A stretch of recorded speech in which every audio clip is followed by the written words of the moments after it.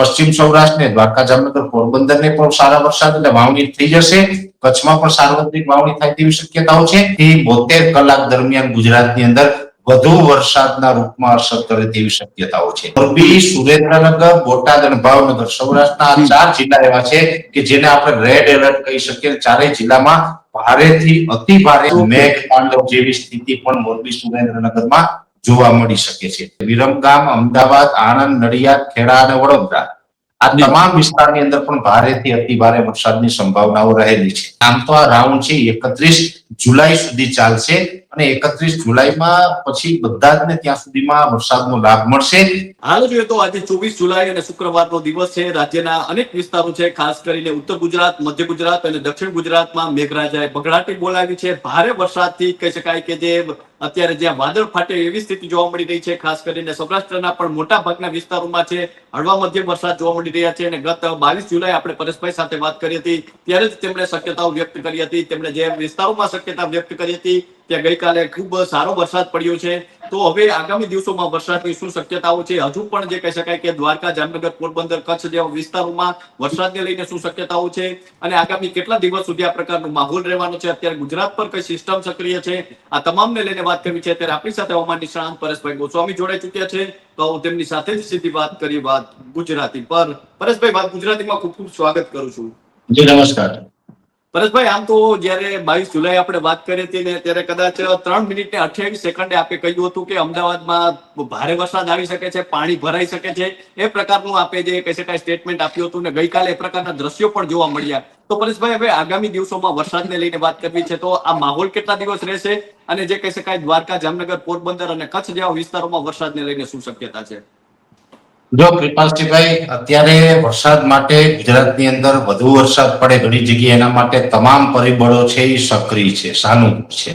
પહેલી વાત તો એ છે કે અત્યારે જે આ બંગાળની ખાડીની જે સિસ્ટમ છે એ ખૂબ મજબૂત છે અને ખૂબ ધીમી ગતિએ ચાલી રહી છે અને એમાં પણ એમના આઉટર ક્લાઉડ છે સંપૂર્ણપણે ગુજરાત ઉપર થી પસાર થઈ રહ્યા છે. એટલે એને કારણે પણ હજુ વરસાદ પડવાનો છે. સાથે મોન્સૂન ઓફશોર ટ્રફ છે એ પણ પોઝિટિવ છે અને અરબ સાગર અને બંગાળની ખાડી બંને સક્રિય છે. જેથી કરીને અત્યારે એક જે આપણે ટ્રફ લાઈન બની છે એ જે ટ્રફ છે એ અરબ સાગરમાં દ્વારકા પાસે થઈ અને મધ્ય ગુજરાત, ત્યાંથી મધ્યપ્રદેશ અને મધ્યપ્રદેશથી બંગાળની ખાડી તરફ પસાર થઈ રહ્યો છે. સાથે ઉત્તર ભારતના પહાડો ઉપરથી એક વેસ્ટર્ન ડિસ્ટર્બન્સ પસાર થઈ રહ્યું છે. એટલે હવે આ તમામ પરિબળો એટલા સક્રિય છે કે જેને કારણે આ સિસ્ટમ છે એ હજુ પણ 48 થી 72 કલાક દરમિયાન ગુજરાતની અંદર વધુ વરસાદના રૂપમાં અસર કરે તેવી શક્યતાઓ છે. હવે અત્યારે આપણે આપણો જેને રેડ એલર્ટ કહી શકાય એવા વિસ્તારની વાત કરવી છે કે હજુ ક્યાં વધારે વરસાદ પડવાનો છે. તો પહેલી વાત તો એ છે કે અત્યારે જે સિસ્ટમના આઉટર ક્લાઉડ છે એ મુજબ જોવા જઈએ તો કચ્છના પૂર્વ ભાગો, રાપર તાલુકો હોય, ભુજથી પૂર્વ ભાગો હોય, એક પૂર્વ કચ્છના જે તમામ વિસ્તાર છે એમાં હજુ ભારે અતિ ભારે વરસાદની સંભાવનાઓ રહેલી છે. એ સાથે જે મોરબી, સુરેન્દ્રનગર જિલ્લો છે સૌરાષ્ટ્રના, મોરબી, સુરેન્દ્રનગર, બોટાદ અને ભાવનગર સૌરાષ્ટ્રના 4 જિલ્લા એવા છે કે જેને આપણે રેડ એલર્ટ કહી શકીએ. ચારેય જિલ્લામાં ભારેથી અતિ ભારે અને એમાં પણ મોરબી, સુરેન્દ્રનગરની અંદર વરસાદનું પ્રમાણ છે ને એ આવનારા 48 કલાક દરમિયાન વધુ રહેશે.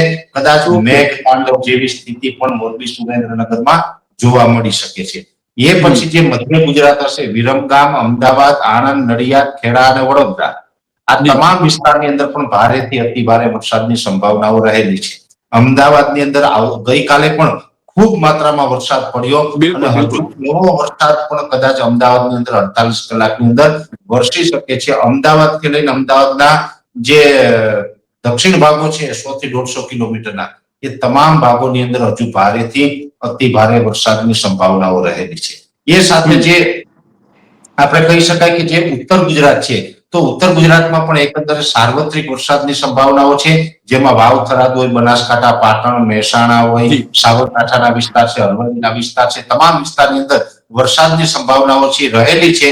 પણ ખાસ જે આપણે કહી શકાય કે એકાદ સ્પેલ જે ભારે થાય એ ભારે સ્પેલમાં કદાચ સાબરકાંઠાના અમુક ભાગ, મહેસાણા, પાટણના પૂર્વ ભાગ અને અરવલ્લીના અમુક પાટ એવા છે કે જેમાં અત્યંત ભારે વરસાદ પણ આવનારા 48 કલાક દરમિયાન નોંધાઈ શકે છે. એ સાથે મધ્યપ્રદેશ બોર્ડરે આવેલા મહીસાગર, છોટાઉદેપુર, દાહોદ, ગોધરા જેવા વિસ્તાર છે એમાં પણ એકંદરે ખૂબ સારા વરસાદની શક્યતાઓ છે.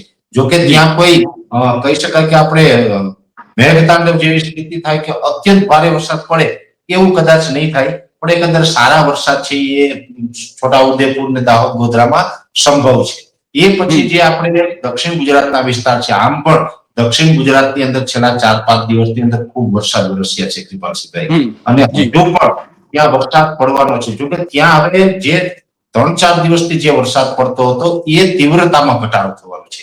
હવે એટલી તીવ્રતાથી કદાચ વરસાદ નહીં પડે, તીવ્રતામાં ઘટાડો થશે, છતાં પણ કહી શકાય કે 5 થી 10 ઇંચ સુધીના વરસાદ છે એ દક્ષિણ ગુજરાતના તમામ જિલ્લા, જેમાં ભરૂચ, અંકલેશ્વર, સુરત, રાજપીપળા, વલસાડ, વાપી, નવસારી, બારડોલી, બિલીમોરા, ડાંગ, આહવા, તાપી, આ તમામ વિસ્તારનો સમાવેશ થાય. તમામ વિસ્તારની અંદર હજુ સારા વરસાદની સંભાવનાઓ દેખાઈ રહી છે.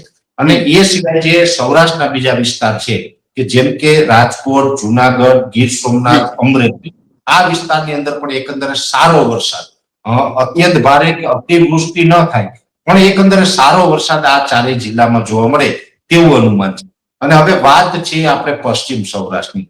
પશ્ચિમ સૌરાષ્ટ્રમાં દ્વારકા, જામનગર અને પોરબંદર, અને આમ પણ આ વર્ષે જોવા જઈએ તો દ્વારકા, જામનગર, પોરબંદર અને કચ્છ જિલ્લો છે એ વરસાદમાં સૌથી નબળા રહ્યા હતા અત્યાર સુધી. જો કે કચ્છ જિલ્લાની અંદર પણ આજે ખૂબ સારા વરસાદની શરૂઆત થઈ ચૂકી છે, અને હજુ પણ આવનારા 2 દિવસ દરમિયાન પૂર્વ કચ્છની અંદર અત્યંત ભારે વરસાદ અને કચ્છના બીજા વિસ્તારની અંદર એકંદર વાવણી લાયક વરસાદ તો થવાનો છે.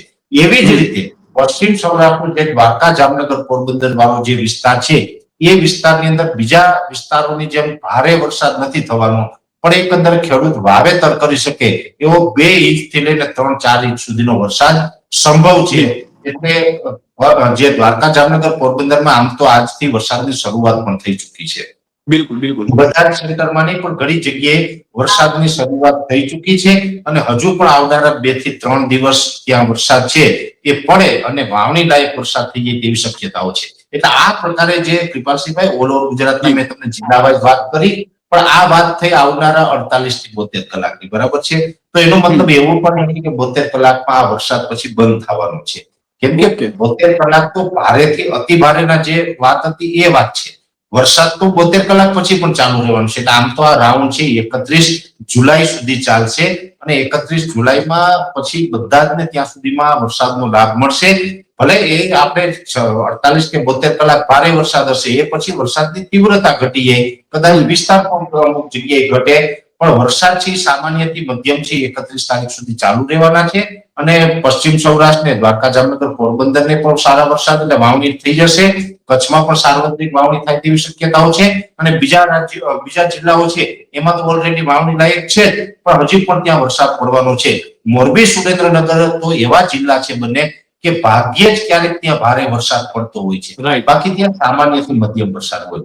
જો હું 2 દિવસ મીડિયાના મારફતે વાત કરતો હતો, અમદાવાદ પણ એવું જ સેન્ટર છે. અમદાવાદમાં કોઈ કલ્પના પણ ન કરી હોય કે 17 થી 18 ઇંચના વરસાદ એક દિવસમાં પડે, પણ એ વસ્તુ ત્યાં થઈ છે. મેં તો મીડિયાના મારફતે અમદાવાદમાં એનડીઆરએફ ની ટીમને એડવાન્સમાં ત્યાં હાજર રહેવા માટે પણ અપીલ કરી હતી, કેમ કે ત્યાં એ પરિસ્થિતિ દેખાતી હતી. એ જ રીતે હું તો આપને કહું છું આપણા માધ્યમથી કે હજુ આવનારા 48 કલાક દરમિયાન મોરબી, સુરેન્દ્રનગર જેવા વિસ્તાર હોય એમાં પણ એનડીઆરએફ ની ટીમે ત્યાં હાજર રહેવું જોઈએ. ત્યાં હજુ પણ ભારે વરસાદની સંભાવનાઓ છે, અને એ 48 થી 72 કલાક પછી પણ વરસાદ કન્ટિન્યુ ચાલુ રહેશે. 31 તારીખ સુધીમાં બધા જ વિસ્તારને વાવણી લાયક વરસાદ થઈ જશે, અને 31 તારીખ પછી આપણે કદાચ હળવું પડે તો 2-4 દિવસ હળવું દેખાશે. એ પછી ઓગસ્ટના પ્રથમ અઠવાડિયામાં પણ વરસાદ તો પડવાનો છે.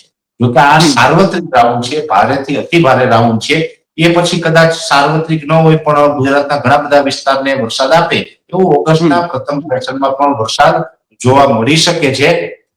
અને આની અંદર તો કૃપાલસિંહભાઈ અમે પહેલાથી એક વાત એ પણ કરી હતી કે આ રાઉન્ડ ની અંદર ગુજરાતના 95 થી 98% વિસ્તારમાં રાઈટ એ જ મુજબ આ સાર્વત્રિક રાઉન્ડ છે. 95 થી 98% વિસ્તારને આવરી લેવાનું છે, અને ઓગસ્ટમાં પણ પછી વરસાદ ચાલુ રહેવાના છે. એટલે આમ જોવા જઈએ તો એકંદરે ભગવાનની કૃપા કહેવાય કે આવા સારા વરસાદ છે આ જુલાઈના છેલ્લા અઠવાડિયામાં પડે તો ખેડૂતો જે ચિંતામાં હતા એ ખેડૂતોની ચિંતામાં ક્યાંક રાહત મળે, અને મહત્વનું એ પણ છે કે હજુ તો ચોમાસું છે 50% પણ પૂર્ણ નથી થયું.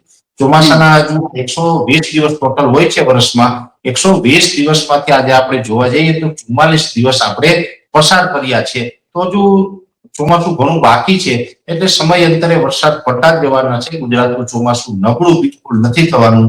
જે એપ્રિલ મહિનાથી હું આ એક શબ્દ બોલી રહ્યો છું, આજે પણ એક શબ્દ હું ફરીથી આપણે રિપીટ કરું છું. ગુજરાતનું ચોમાસું નબળું નથી થવાનું, સારું રહેશે અને બધા જ ઉપર ભગવાનની કૃપા થશે. જી બિલકુલ બિલકુલ. એક બાજુ જ્યારે એપ્રિલ માસમાં પરેશભાઈ આમ જોઈએ તો આખા વિશ્વમાં જે અલ્નીનોની જે ચર્ચાઓ થતી હતી ને તેની વચ્ચે આપે જે પહેલી વખત જ કહ્યું હતું કે ગુજરાત પર બહુ અસર જોવા નહીં મળે, ગુજરાતમાં વરસાદ થશે જ. અને આપણે આપના સ્ટેન્ડ પર ક્લિયર હતા ને જોઈએ તો એ પ્રકારે અત્યારે ગુજરાતમાં જે વરસાદ પડી રહ્યા છે તે કદાચ જોઈ શકાય છે કે જે માત્રામાં વરસાદ પડી રહ્યો છે તે કદાચ ભૂતકાળમાં ન જોવા મળી એ પ્રકારનો વરસાદ પડી રહ્યો છે. તો પરેશભાઈ આમ જોઈએ તો જે અત્યારે વરસાદ પડી રહ્યો છે તો તે શા માટે પડી રહ્યો છે? અત્યારે આમ જોઈએ તો ગુજરાત પર એવી શું સ્થિતિ સક્રિય છે? બંગાળની ખાડીને અરબ સાગરમાં અત્યારે શું સ્થિતિ જોવા મળી રહી છે? અને કોઈ એવી સિસ્ટમ અત્યારે ભારે છે, મજબૂત છે કે જેના કારણે આ પ્રકારનું વાતાવરણ જોવા મળી રહ્યું છે? જો તમામ વિસ્તારથી વાત કરીએ કૃપાલસિંહભાઈ, તો પહેલી વાત તો એ છે કે ઘણાને આશ્ચર્ય થતું હશે કે જ્યાં આટલો વરસાદ ન પડે ત્યાં જ્યાં પડે છે ત્યાં અતિ ધોધમાર પડે છે, નથી પડતો ત્યાં બિલકુલ નથી પડતો, આવું કેમ? તો એની અંદર હું આપને જણાવી દઉં કે આપણે અલ્નીનો સક્રિય થવાનો તો આપણે પણ કહેતા હતા કે અલ્નીનો સક્રિય થશે પણ દુષ્કાળ નથી પડવાનો. એમાં અત્યારે અલ્નીનો સક્રિય થયો છે. જો કે આઈઓડી પોઝિટિવ છે એટલે આપણે સારા વરસાદના લાભ પણ મળે છે. આઈઓડી પોઝિટિવ હોય એટલે અરબ સાગર અને બંગાળની ખાડીની અંદર વધુ સિસ્ટમો બને અને ગુજરાતને વરસાદનો લાભ મળતો રહે. એટલે આઈઓડી પોઝિટિવ છે. અને જે અલ્નીનો સક્રિય છે એટલે આ એક અલ્નીનોની ઇફેક્ટ તો ચોક્કસ ગણી શકાય. અલ્નીનો કારણે આપણે કોઈ અસર નથી એવું માનવાની જરૂર નથી. અલ્નીનોની ઇફેક્ટ તો ચોક્કસ છે, પણ એની ઇફેક્ટ કેવી પડી તો કે જ્યાં પડે ને ત્યાં અતિ ભારે પડી જાય છે, ધોધમાર પડી જાય છે. આ પણ એક અલ્નીનોનું જ કારણ છે. અલ્નીનોના વર્ષમાં આવું બનતું જ હોય છે કે જ્યાં પડે ત્યાં વધુ પડી જાય, ન પડે ત્યાં બિલકુલ ન પડે, અને એ જ અત્યારે આપણે જોઈ રહ્યા છીએ. બીજા નંબરની અંદર અત્યારના જે પેરામીટરો જોવા જઈએ તો અત્યારે MJO એટલે કે મિડલ જુલન ઓશન છે એ પણ પોઝિટિવ છે. આઈઓડી છે એ પણ ખૂબ પોઝિટિવ છે. અને એ સાથે અરબ સાગર સક્રિય થયો અને એને કારણે આપણે બંગાળની ખાડી સક્રિય થઈ. અને આ બંને સક્રિય થયા એટલે બંગાળની ખાડીની અંદર સિસ્ટમ બની, અરબ સાગર સક્રિય થયો એટલે મોન્સૂન ઓફશોર ટ્રફ પોઝિટિવ થયો અને અત્યારે એક ટ્રફ બન્યો. હવે એ જે ટ્રફ છે એ ટ્રફ દ્વારકા, જે આપણે અરબ સાગરમાંથી દ્વારકા જિલ્લા ઉપર થઈ સૌરાષ્ટ્રના ભાગો, મધ્ય ગુજરાત અને ત્યાંથી મધ્યપ્રદેશ અને ત્યાં થઈને અત્યારે બંગાળની ખાડી સુધી એ ટ્રફ લંબાઈ રહ્યો છે. એટલે એ ટ્રફને કારણે પણ આપણે ફાયદો મળી રહ્યો છે. જે મોન્સૂન ઓફશોર ટ્રફ છે પોઝિટિવ છે એનો પણ ફાયદો મળી રહ્યો છે અને બંગાળની ખાડીની સિસ્ટમ છે. આ તમામ પરિબળોને કારણે અત્યારે ગુજરાતમાં વરસાદ પડી રહ્યા છે. અને એક વાત એ પણ છે, આપણે ગયા વખતે વાત કરી હતી, જુલાઈ મહિનાના પ્રથમ વરસાદ આવ્યો એનું દક્ષિણ સૌરાષ્ટ્ર અને દક્ષિણ ગુજરાતના વિસ્તાર છે એમાં વધારે વરસાદ પડ્યો હતો, બીજાને લાભ ન મળ્યો. ત્યારે પણ મેં આપને જણાવ્યું હતું કે એ ભાઈ અરબ સાગરની સિસ્ટમ હતી. જ્યારે અરબ સાગરની સિસ્ટમ હોય ત્યારે દક્ષિણ સૌરાષ્ટ્ર અને દક્ષિણ ગુજરાતમાં વધારે વરસાદ પડે, પણ બંગાળની ખાડીની સિસ્ટમ આવે તો મધ્ય ગુજરાત, ઉત્તર ગુજરાત, કચ્છ અને પશ્ચિમ સૌરાષ્ટ્રને લાગે. એ મુજબ આ બંગાળની ખાડીની સિસ્ટમ આવી. એ ખૂબ સારી વાત છે કે આપણે બંગાળની ખાડીની સિસ્ટમનો લાભ મળ્યો, જેથી કરીને ગુજરાતમાં સાર્વત્રિક વરસાદ અત્યારે જોવા મળી રહ્યા છે. જી પરેશભાઈ, અંતિમ પ્રશ્ન છે કે અત્યારે જે પ્રકારે આ માહોલ જોવા મળી રહ્યો છે તો 31 તારીખ સુધી આ પ્રકારે માહોલ રહેશે, પછી કોઈ વચ્ચે મોટો વિરામ આવશે કે પછી આ રીતે ચોમાસું છે તે સતત આગળ વધતું રહેશે અને વરસાદ ચાલુ રહેશે? જો કૃપાલસિંહભાઈ, બહુ મોટા ગેપની શક્યતા ઓછી છે. ઠીક છે કે વિસ્તારમાં ખંડવૃષ્ટિ થતી રહે કે અમુક વિસ્તારમાં કદાચ વરસાદ પડ્યા, અમુક વિસ્તાર બાકી હોય એટલે 2-5 દિવસ પછી પડે, બીજા વિસ્તારમાં પછી ખુલ્લું થાય. એ પ્રકારે સમયાંતરે વરસાદ પડતો રહેશે. સામાન્ય રીતે ચોમાસા દરમિયાન 5 થી લઈને 8 દિવસનો ગેપ હોય ને મોટો ગેપ ના ગણી શકાય. એટલો ગેપ તો મળવો પણ જોઈએ, તો એટલો ગેપ મળે તો ખેડૂત ખેતી કામ કરી શકે. એટલે બસ એવા સામાન્ય ગેપ હશે. કોઈ મોટા ગેપ પડે કે ખેડૂતોને પિયત આપવું પડે અને ખેડૂતોની સામે મુસીબત ઉભી થાય એવી શક્યતા અત્યારે નથી દેખાતી. સમયાંતરે વરસાદ છે એ ચોક્કસ પડતા રહેવાના છે. જી, તો પરેશભાઈ, અમારી સાથે જોડાવા બદલ અને આપનો કિંમતી સમય આપવા બદલ ખૂબ ખૂબ આભાર.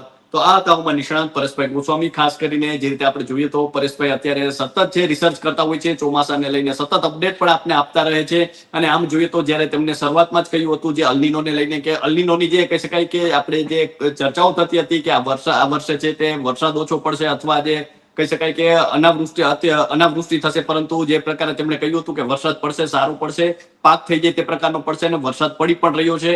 અને અત્યારે જોઈએ તો જે સિસ્ટમો સક્રિય છે તેને લઈને કયા વિસ્તારમાં કેવો વરસાદ પડશે તેને લઈને પરેશભાઈ માહિતી આપી છે. તો હાલ બસ આટલું જ. ફરી મળતા રહીશું વાત ગુજરાતી પર.